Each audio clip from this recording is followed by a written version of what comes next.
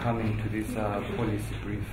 As you remember, last week we had the Vendors Association give a press statement last week on responding to what had happened previously, where the Vice President had said he had undermined able-bodied men and said they were being unproductive by working as vendors. And local government minister Dr. Ignatius Chombo also followed suit and announced that vendors would be removed from the streets.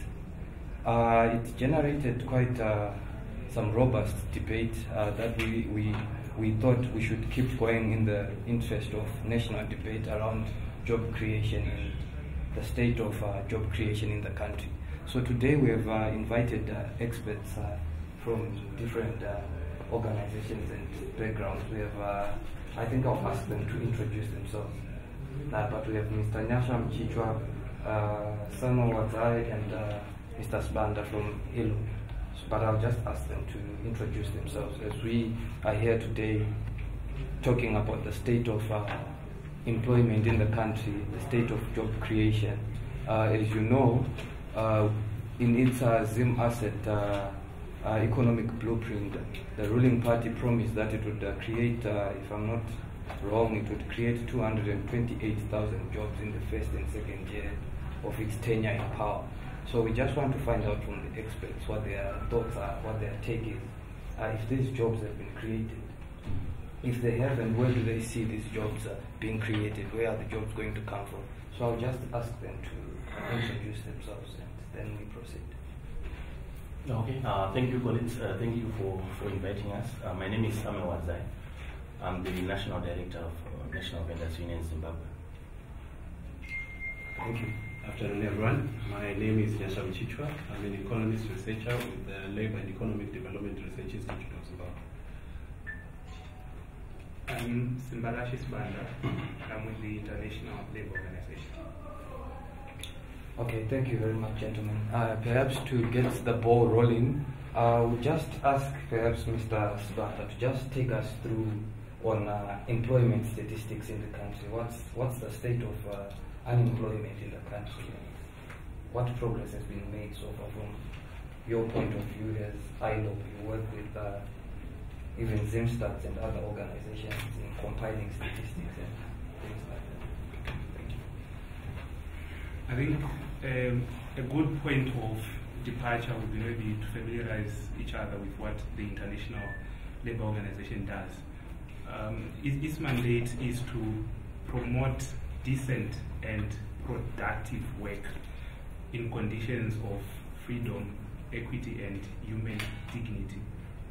So in line with pushing this agenda for social justice, we mainly work through what are called decent work country programs. So it works through government, workers, and employers, because the belief is that you need a tripartite approach to solve issues that relate to the world of work. Now, in terms of statistics, I think I would say that there's an issue in terms of availability of the numbers.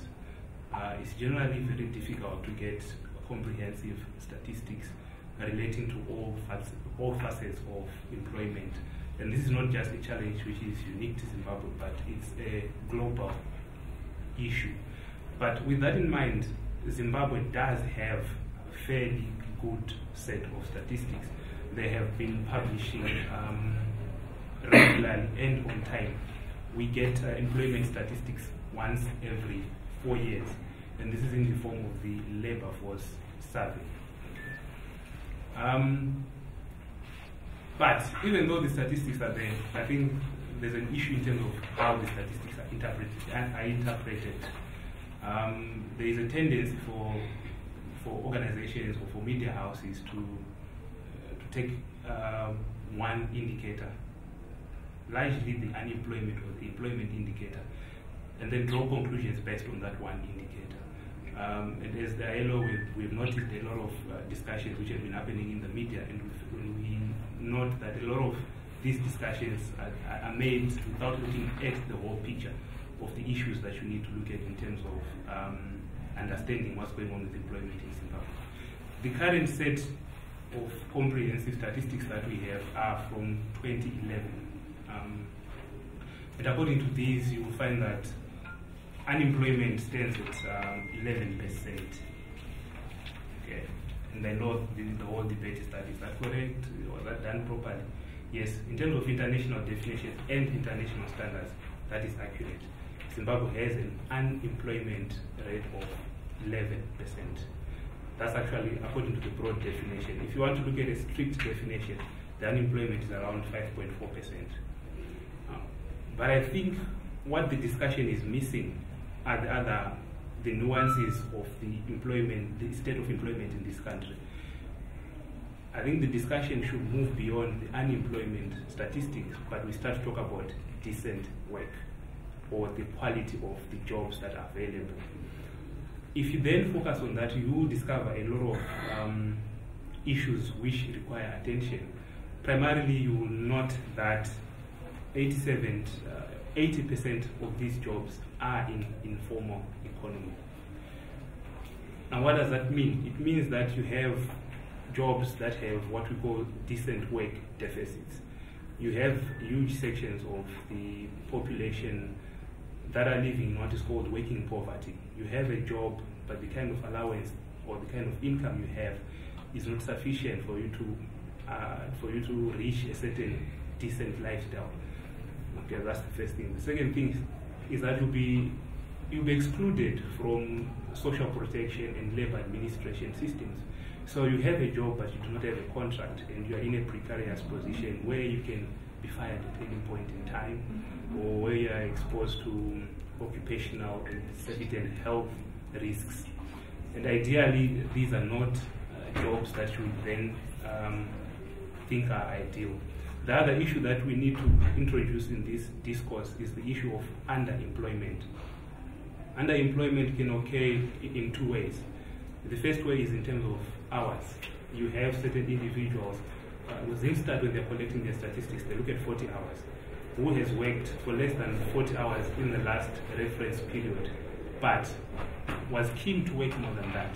So there are certain individuals who work fewer hours than they should. They are looking for more work, but they cannot secure the additional work. So that's the first form of underemployment. And in terms of Zimbabwe, our underemployment is 13%. Okay. The second form of underemployment, which I think could be very interesting in the Zimbabwean context, but there's very limited data available on this, is underemployment relating to one's occupational skills. This is where you then have an individual who's got a very huge or who's got a unique set of skills, but they are relegated to conducting jobs which are below what they should be doing. So you have a degreed individual selling airtime, or you have someone who's got a master's in economics getting engaged in subsistence agriculture. So I think this is where the bulk of the work has to be done. It's not underemployment, but it's improving productivity, it's improving the quality of the jobs that are available. Again, when we have discussions about employment and we want to look at numbers, it's always important to match multiple sets of statistics together. I think when you want to have this discussion, it will be very interesting if you were to look at studies relating to the SME sector, and then you can then draw very interesting parallels. Yes, we are saying unemployment is 12%, but we know that 33% of the jobs in the informal economy do not earn an income. So among these people that we are counting as employed, they are not earning an income. Then you will find that for those in the informal economy, up to 40% earn less than $200. So once you then have this kind of discussion, it will put a lot of things into context. I think I'll stop there. Thank you very much, Mr. Swanda, for a very sound presentation. I will jump and go to Mr. Mchichwa, and I will also ask Mr. Mchichwa to perhaps add on to what Mr. Swanda said, and also give us your perspective as an economist. We have heard Minister Chinamasa in his budget, the recent budget, admitting for the first time in many years that the country has witnessed closure of industries. It has it's witnessing a loss of jobs at a massive scale. Just take us through this whole thing. What are your perspectives? What do you think is happening in that regard? Thank you. I would like to define what is when one is counting, or when the statistics of employment are being done. The statistics are derived from someone who has not been employed or who's not have been looking for work for the past 7 days, right? If you, for the past 7 days, you've been looking for work and you have been doing something that earns you an income or a profit for 1 hour in those 7 days, you are counted as employed internationally. So if you work for 1 hour and you get an income or a profit in the past 7 days of recording the statistics, you are counted as employed. So this is why you discover that our unemployment rate are very low. Because in countries like Zimbabwe, which are developing countries, you cannot afford to be unemployed. In developed countries, you have what you call unemployment benefits. If you are unemployed, you go and you register, then you get what? Those benefits. But in countries like Zimbabwe, where our social protection schemes are very small and very limited, it becomes very difficult for you to go and register and say, I'm unemployed, I'm looking for work and I haven't found any work. So you end up doing something. So if you are selling airtime for an hour within the 7 days, you are counted as employed. That's why you discover our statistics show that you are what? It's only 11% of the people who are unemployed. At the same time, like what he has also highlighted, it's very important to also look at the dimensions of those who are employed. How many are permanent workers? How many are employed informally? If you look using the 2011 statistics, you discover that it's only 13% of those who are employed, of the 5 million who are employed, who are what? Permanent workers. The rest are what? Are informally employed. So you are looking at around 800,000, 760 something thousand people who are employed in Zimbabwe, who are contributing to the fiscus. And if you look at that, we are talking about 2011, and now if you officially, yes, we have lost around 55,000 people in terms of employment. These are statistics that you can get from the retrenchment board. But of those who are laid off and it never goes to the retrenchment board, you never get those statistics. So we are saying the minimum we have lost in terms of formal employment is around 55,000. So if you look at that and you look at, those are the same people who are contributing also towards what? The fiscus. That's why we get our taxes and so forth. So that's shrinking our what? Our tax base. And if you look at the informal economy, like what has been highlighted, there are a lot of disadvantaged deficits. An easier way of finding if someone is formally employed or informally employed is just finding out if someone has social protection. Do you have a pension? Do you have medical aid coverage? If you don't have those things and in your employment, then basically you are informally employed. So we are saying these are the same people who then have, if anything is to happen to them in terms of their employment status, they have no way where they can get what? Support. So if you look at now going to the budgetary or the economic side, for the past years we have been having a problem. Our inflation has been going down. We have been also been in deflation. And one of the biggest pushes has been the issue of aggregate demand. People in Zimbabwe are not demanding commodities. People in Zimbabwe are not buying commodities because they don't have the money to buy. If you look at the manufacturing surveys, one of the biggest constraints is the issue of local demand. There is no local demand. People don't have what? Money to spend. So at the same time, Zimbabwe is in what we call a vicious cycle. It's a vicious cycle in that at the same time where we are having people who do not have money to spend, who are not demanding commodities. That means for someone who's producing, what you have to do is produce less. By producing less, that means you need less labor. By needing less labor, that means you are going to employ less. By employing less, you are causing the market itself to have less income to spend because you have less people who are in employment and who can buy. Less people who are in employment who can buy demand less, and at the same time you produce less, you what? You retrench. That's why there's a lot of retrenchment. The more you retrench, the more you're going to retrench because you're going to cause less demand. So Zimbabwe is what you call in a vicious cycle currently, where everything is going, we are getting to a smaller cycle each and every year, where we are producing less, demanding less, employing less, retrenching, producing less, demanding less, retrenching. It's going to be a continuous cycle until something happens to improve the economy and what is happening. So at the moment, that's where I'm at. Okay, thank you very much again for a solid presentation. I think if I want to glean a few points from what you're saying, one can easily see that people are losing jobs in the informal sector and they are being absorbed into the informal sector. And this then brings us to Mr. Samuel. Yeah, and you've had issues with the government. They're saying that they want you off the streets. But if we look at it, because the formal sector is retrenching people are having to go and work in the informal sector. So are these not the same jobs that they are counting as having been created that they are now trying to do away with? Just tell us more. Okay, thank you. I think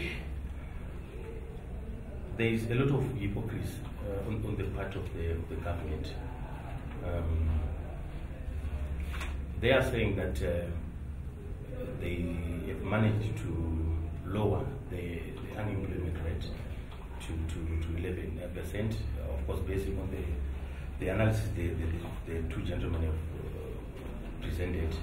But we find their actions as the National Vendors Union to be contrary to what they are claiming to have achieved. Because we are all in agreement that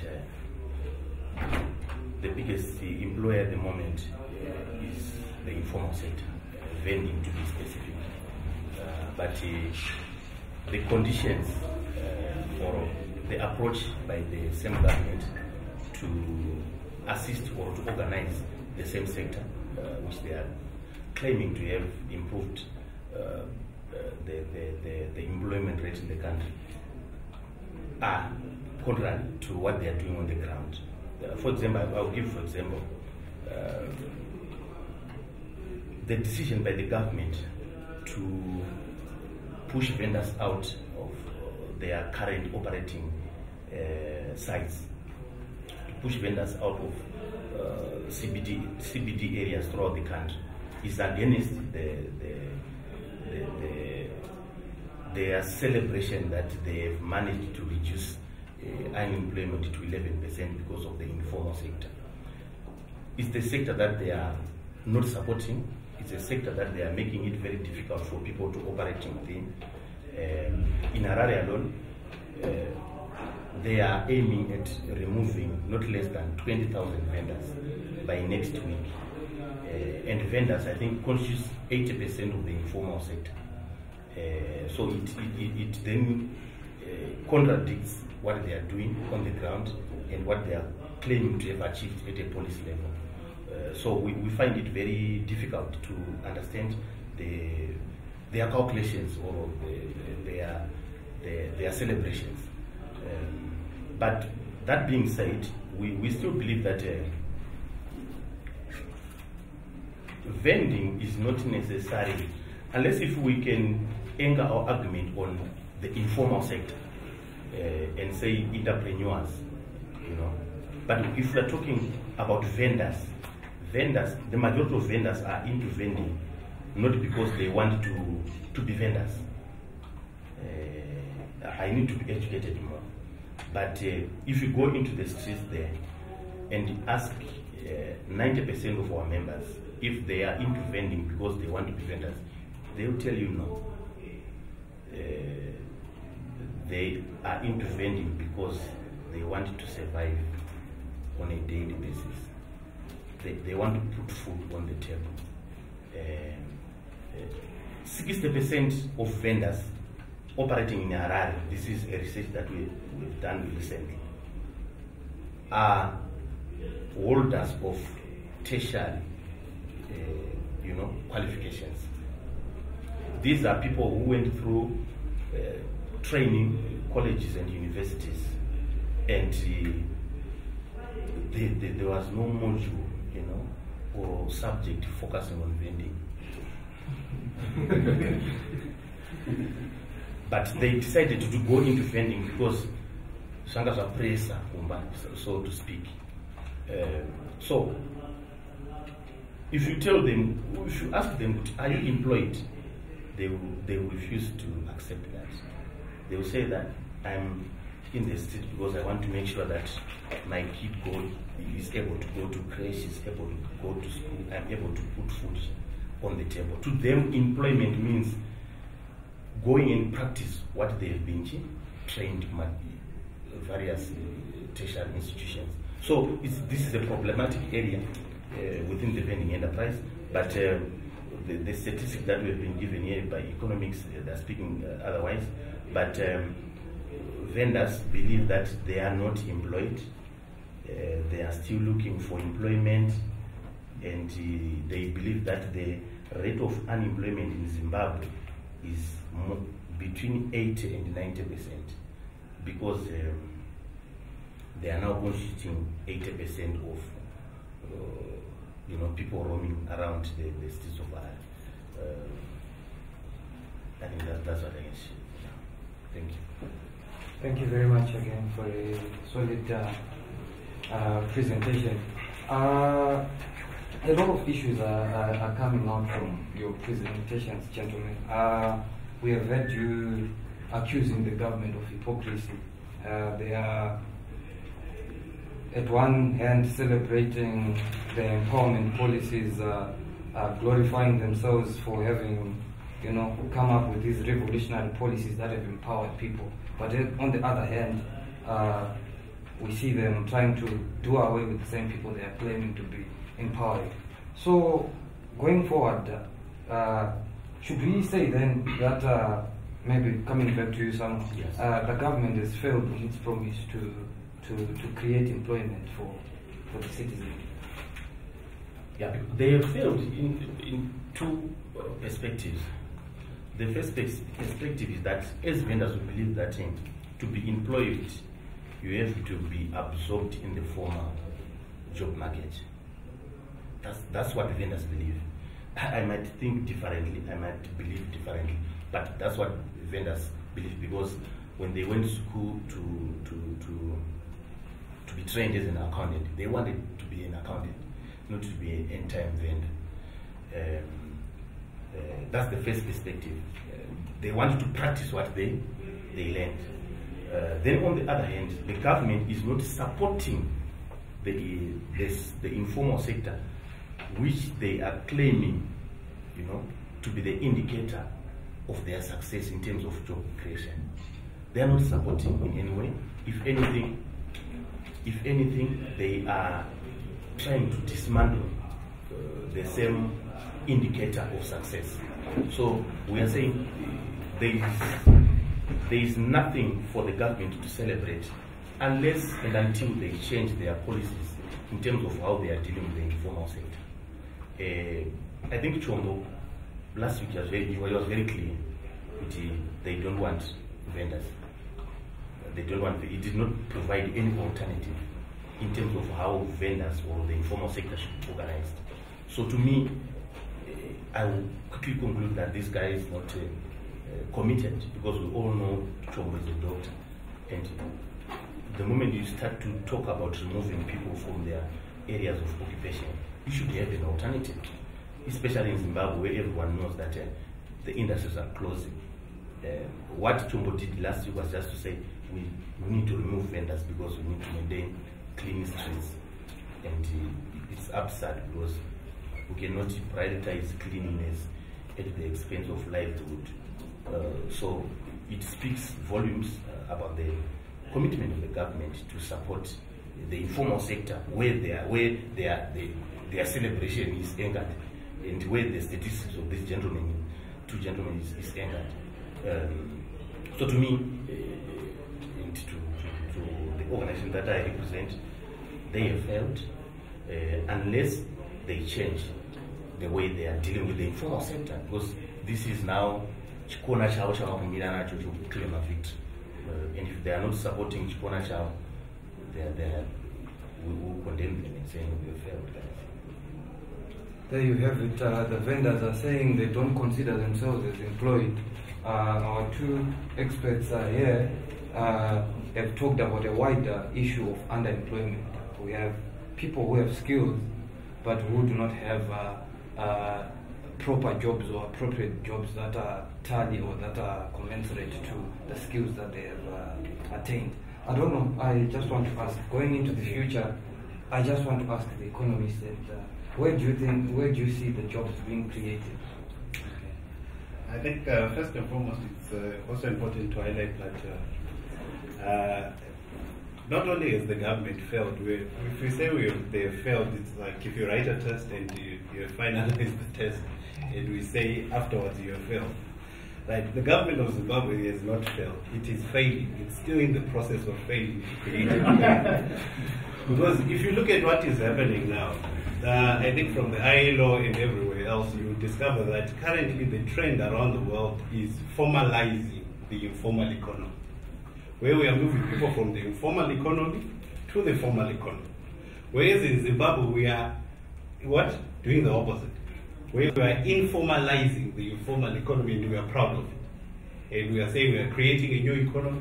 Where the minister is saying we are creating a new economy, he cannot even get a single cent from that economy, which he's saying they are creating. So you discover the rest of the world now is moving from the informal economy to the formal economy. They are looking at strategies of formalizing the informal economy. The ILO has come up with a very good strategy document which looks at a framework which has 7 strategies that can be incorporated to make sure that you move people from the informal economy to the formal economy. And if you look at what is happening now, one of the challenges we are having is that the fiscus does not have any money at all. I think it has come out in the newspapers today. People from the state universities are on strike because they have not been paid their January salaries, and also they have not received their 2018 bonuses, because the fiscus does not have money. One of the major contributor toward the fiscus fund is pay as you earn. The only way you can get pay is from someone who's formally employed. So currently we are killing those jobs. So basically there's no way they are going to get that funding. That's why we have had issues of taxing now the vendors, issues of taxing the informal economy. If you look at it also, it's more expensive to get the taxes from the vendors than the amount that you use to get the taxes. It's much higher than the amount that you get from the vendors itself. So you are looking at a paradox where the government is now desperate to get funding from anywhere where it can get. So if you look at what is the future for employment in Zimbabwe, sadly, Zimbabwe was one of the, I would say sadly, because if you look at what happened afterwards, nothing really happened. Zimbabwe was one of the first Southern African countries to develop an employment policy in 2009. Other Southern African countries have followed after Zimbabwe, countries like Swaziland, Lesotho, Botswana, and if you look at even countries like Rwanda also. And Zimbabwe, after developing that employment policy framework, has done nothing around that employment policy framework. Because the current thrust now is how do you move people out of poverty? And it has been recognized that the only way or the nexus between employment and economic growth is and poverty reduction is employment. Create employment, move people out of what? Poverty. How do you empower the poor? The poor, what they have in abundance is labor. Create an environment that allows them to use their labor. I'm here, I can work. Give me a decent job. It's no longer about the quantum of employment. We've created so many jobs in the informal economy. But now we are looking at the quality of employment. Does it offer decency? Is it a decent job? Do I have, as a worker, do I have rights? Is there an opportunity for social dialogue? Do I have social protection? So it's now the quality of employment that is more important now than the quantum of employment. You can create as many jobs which are so indecent, you can't say we have created jobs. So the first point of call is looking at the employment policy framework. We have it in place. Why are we not using it? Sadly, you discover that the same people who are Zimbabweans who developed that employment policy are the same people being used by other Southern African countries to what? To develop those employment policies for those countries. And the countries that are developing those employment policies, they are what? They are integrating the employment policy into their national development plan. Zimbabwe currently is what? Zimbabwe, right? Zimbabwe says nothing on employment. The figures of employment to be created, nothing. We are talking about 2 million jobs. That is in the party manifesto, not in the government document. The government document currently does not say anything about employment. The last economic blueprint, which is the MTP, talked about reaching the 1998 levels, where we had around 1.4 million people in employment. And for us, starting this year, for the next 5 years, for us to reach that, we need to be creating, I think, around 139,000 jobs every year for us to reach the 1998 levels. That will, at the end of the day, that's what we need to be creating to reach a level that we were at in 1998. So the first point of call, like what I said, is making sure that we implement the employment policy framework. It clearly spells out in terms of the skills, what needs to be done in terms of revisiting our skills development policy. Already, ILO has also been assisting the government in coming up with the skills development policy, but no one really knows what happened to it after its development. Because currently, if you look at the skills, the demand side and the supply side, they are not in tangent. What is being produced from the university and what is required in industry are two different things.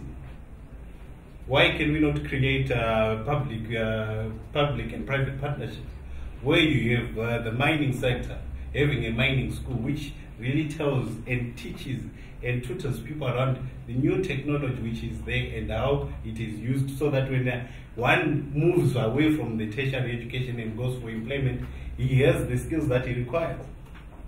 Go to our technical vocation colleges or institutions. The machinery that they are using and the machinery that is now used in industry are different. Right. So we need to look at our education system.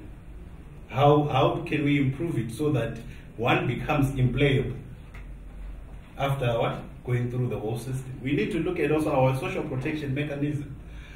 What is it that we are doing to facilitate, to ensure that people have an opportunity to go through that education system? We have BEAM. BEAM has been there. A lot of people are not benefiting. Those who should be benefiting from the schemes are not benefiting from it. And if you look at the allocations that it's given and the disbursement are two different things. You need also to look at how do you make social protection key to employment creation? How do we mainstream in each sectoral policy? How do we mainstream employment in each sectoral policy? If a policy is going to come out from each or any ministry, are they saying anything towards employment? If we don't have that, then it will remain a dream and it will remain in the pipeline that we are going to create employment. Because the only way you can create employment is making sure that you have policies that speak to employment. If you don't speak to employment, how are you going to create employment? The same way, the same thing in life. If you are saying, I want to go to Kambuzuma right now, and you don't move towards those lifts that take you to Kambuzuma, how will you get to Kambuzuma seated in this chair? We have a plan, let's use it.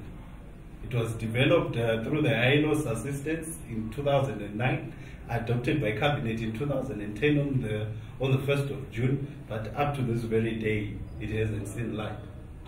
So we need to implement those policies that we have put. Sectors we can look at, the tourism sector is a key sector. Right now we have South Africa advertising the Victoria Falls. Come to South Africa and see the Victoria Falls. What are we doing about it? We have a tourism sector which is rich. We can create a lot of jobs in there. Our agriculture sector has gone down in terms of employment. Statistics from also from the Zimstats also, we have had challenges with them, because now if you look at the agriculture statistics, they are even higher than previously when we had commercial farms were operating. And at the same time, we have challenges where you are hearing that there is labor shortage in agriculture. People would rather go to farming than being in agriculture. So there's a lot that we need to look at. And we have already an employment policy that we can use. Let's start using it, and let's start developing jobs and creating jobs. Thank you very much, Mr. Mchichwa. Before I open for questions to this gentleman, I just want to ask another question, maybe to Mr. Splata. Mr. Mchichwa has said other countries are moving away from the informal sector to the formal sector, but we are doing the opposite. Can we have an informal sector that can grow and be vibrant without a vibrant formal sector supporting it?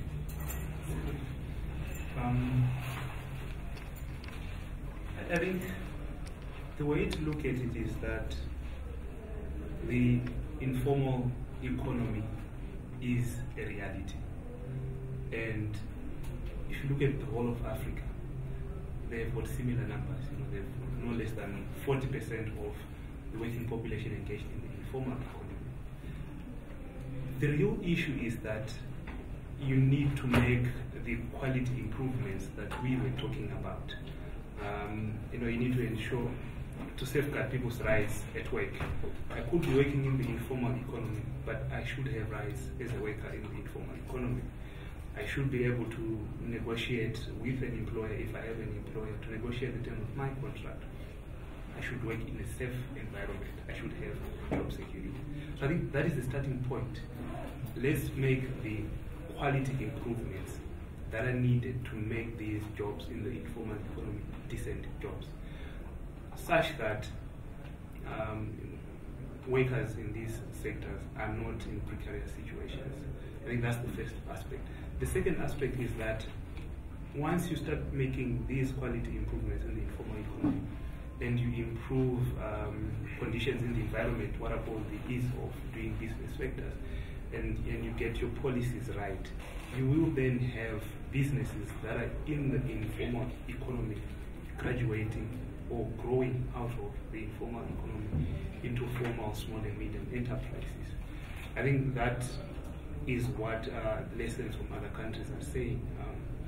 The best way to get rid of the informal economy is to create the right environment for these small businesses in the informal economy to grow out of the informal economy. So I think it's a neither nor debate, but you need to make the quality improvements, and you need to create the enabling environment to get businesses growing.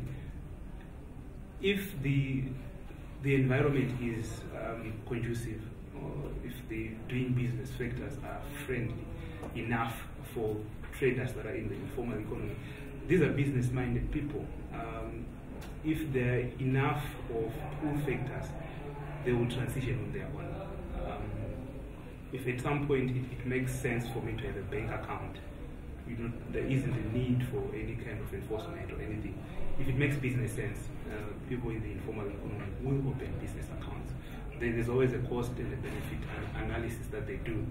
At some point, it can actually also make sense to pay taxes as an informal. They'll actually walk into your office and say, I am such and such a trader, I'm based here, this is my phone number, this is my home address, can I have a tax number? So I think that those are the issues that we should then be discussing. How do you make the environment such that it encourages entrepreneurs to formalize and to become part of the formal system? But I think I would like to take you back a bit to some of the things that that have been discussed. I think the solution is, again, I think you need to have tripartism. You need to have the individuals who are working in the informal economy. You need to have government. You need to have employers sitting around the table and deliberating on what exactly are our common interests. And from this, a shared national vision on how to solve issues of employment can emerge. Because it may look like the interests are divergent, but in reality, I think all the employers, the workers, and government do have the same interest. It might look like government is only interested in taxation, but look at it, tax is a public good. You need taxes to fix roads, to do service provision. If you look at small businesses themselves, they need to earn incomes. I'm a vendor, I need to look after my family. I want to grow my business.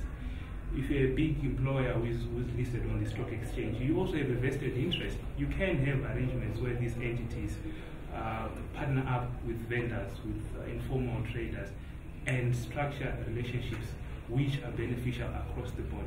So once you have this tripartite discussion, where we then say, what is the shared national vision, you can then have an arrangement where each party will come to the table and offer part of the solution. The solution is not going to come from government alone. It has to be the workers and employers also playing their part in how this works. Informal traders have to pay tax, but there are a lot of factors around that. Government has to provide services to informal traders. If I'm a vegetable trader, then there are certain services that I should get. So again, that discussion is what will solve a lot of these issues. Yeah. Thank you, Mr. Swanda. Proposing solutions rather than criticizing. You're saying instead of confrontation, why doesn't the government sit down with all stakeholders involved and come up with a way forward? Thank you very much, gentlemen, for your presentations. I now open the discussion to questions from members of the media that have come to hear you speak today.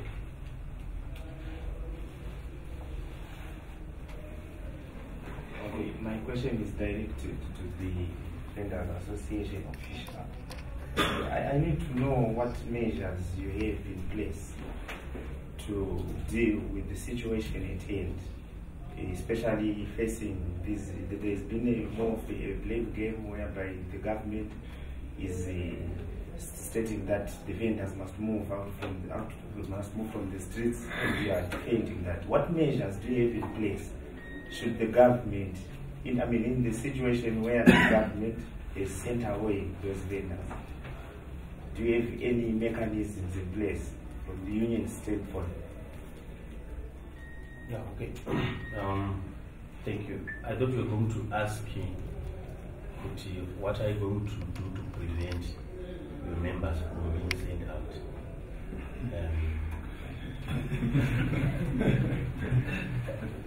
We are not going to move an inch from our current operating sites.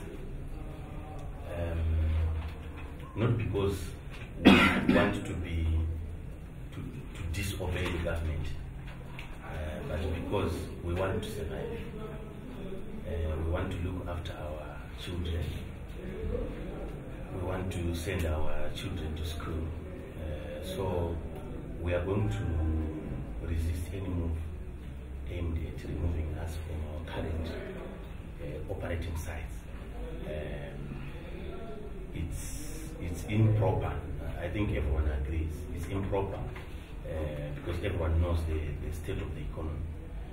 So vendors are going to resist. In the Rishumba,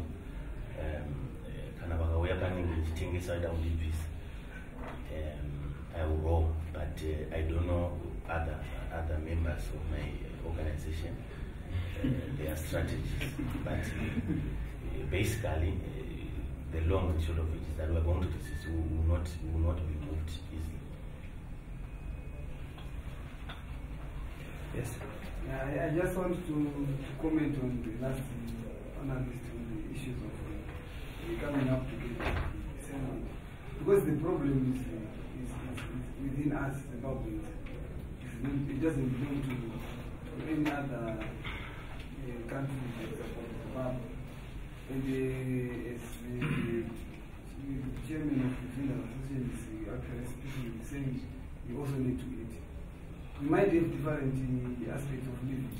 We might be journalists, we might be singers, we might be people.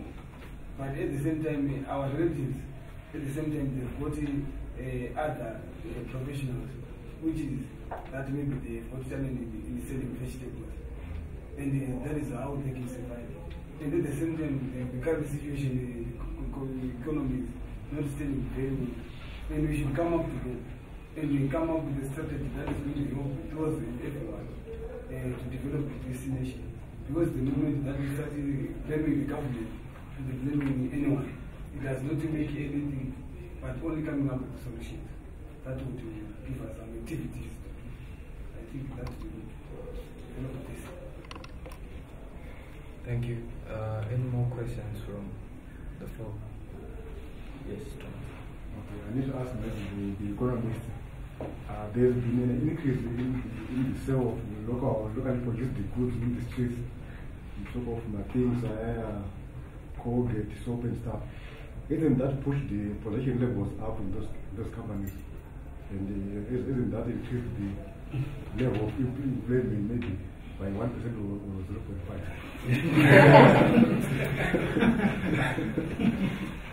Okay, just to answer that. Yes, we have seen a lot of people now selling things for $1 by the street, selling Colgate. But also you have to recognize that why are you now buying those things on the street, which you normally would buy in the shop? Colgate, also you have to look at, Colgate is international, so you can't say yes, it's locally produced. You have to look at it and really see that yes, is it locally produced, or someone is going to Zambia and bought it from Zambia, or someone is going to South Africa and bought it from South Africa. That's why you are selling it on the market now. Because you discover that everything which is being sold on the street is being sold at a lesser price. That means if they found somewhere where they can get it for a lesser price and add a markup and also get what? A profit. So really in terms of employment, if you look at the manufacturing sector itself, look at our service, manufacturing service done by the CZI. You discover that we were less than 10% in 2008, around 33% in 2009, increased to around 57% by 2011. Then 2012 we started to drop.